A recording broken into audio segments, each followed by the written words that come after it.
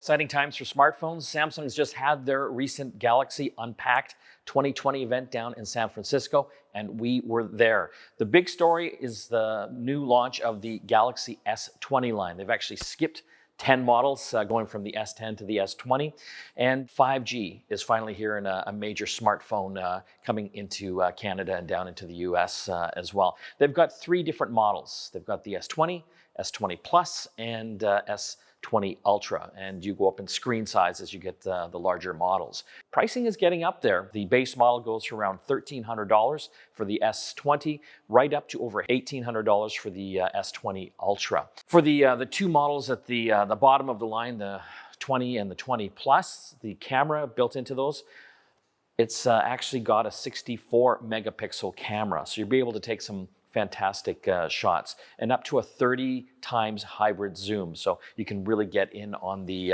action. When you look at the Ultra, they take that up a notch. It's got a 108 megapixel camera built into the smartphone, and you're able to actually get what they call space zoom, 100 times zoom. Again, that's not optical. It's kind of a hybrid zoom between optical and digital, but it's almost like having a telescope built into your smartphone.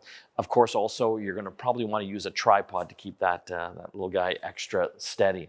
So one of the big features for the cameras, too, that I thought was pretty cool is single shot feature. So when you go to the camera application now, the single shot feature allows you to actually pan around the area or room or the scenery that you want to take a photo of. Once it's captured that, it will actually then create a series of pictures and little videos for your photo catalog. So it'll be able to actually zoom in on maybe a little Billy whose birthday party it is, but also have a wide shot of the entire party, maybe a little video of the whole thing happening at the same time. It's kind of really taking how we take pictures to a whole other level.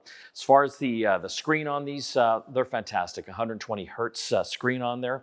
And when it comes to video, they've taken it up a notch. I know most smartphones now, especially in the flagship category, can do 4K.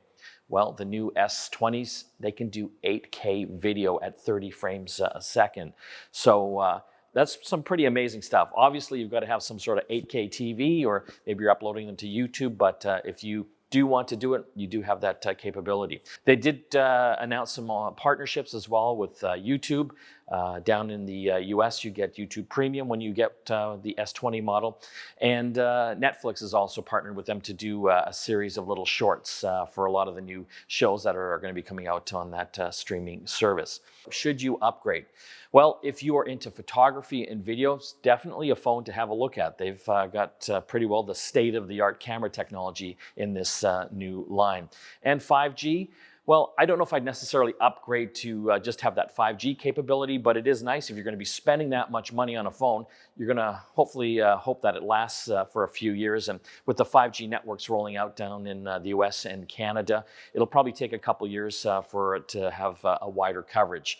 The phone will be ready for that. Pretty excited to actually get our hands on these devices and really put them through their paces. But right now, it's exciting to see that they're taking camera technology to the next level. Are you going to get a 108 megapixel smartphone? We're pretty excited to do these videos, especially the videos around the S20 series. We need you to subscribe to our channel. It's super easy. The button's right there on the video screen. And don't forget to hit the notifications as well.